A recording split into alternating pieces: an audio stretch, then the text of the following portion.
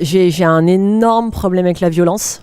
Énorme, c'est-à-dire que ça me choque très profondément assister à un conflit, de tous les jours, non, mais ce degré de conflit, oui, ça m'a vraiment posé un énorme problème, j'étais vraiment à ça de sortir vivant, et il le sait, d'ailleurs je lui ai dit, et je lui mens pas, hein, c'est pas parce qu'il y a des caméras que je lui dis autre chose que ce que je lui aurais dit droit dans les yeux s'il avait été tout seul avec moi.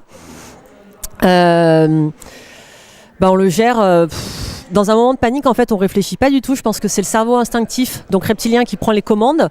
Et vraiment, j'étais là et en fait, c'était une hémorragie, fallait faire un pansement compressif, quoi, et arrêter ça, quoi, arrêter ce saignement parce que ça partait vraiment dans tous les sens. Donc j'ai géré comme j'ai pu, j'ai écopé, quoi, comme dans un bateau qui coule.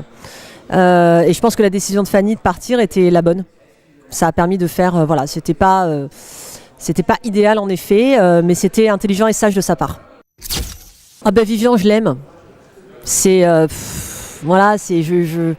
Il est insupportable. J'aurais pas pu vivre avec lui, je vous confirme. J'aurais pété un plomb. 24 heures avec lui, je pète un plomb. Mais de la manière que j'ai eue, de la manière dont je l'ai approché, et l'espèce de regard de petit garçon qu'il a sur moi quand il y avait ces coachings, espèce d'attente hyper immense, quoi, qui presque me dépassait parfois. C'est quelqu'un d'insupportable, mais qui a un cœur. Je vous jure que vous l'appelez à 3h du matin, vous dites que vous avez crevé à 120 km de chez lui, il vient. Vraiment. Et c'est une personne vraiment rare.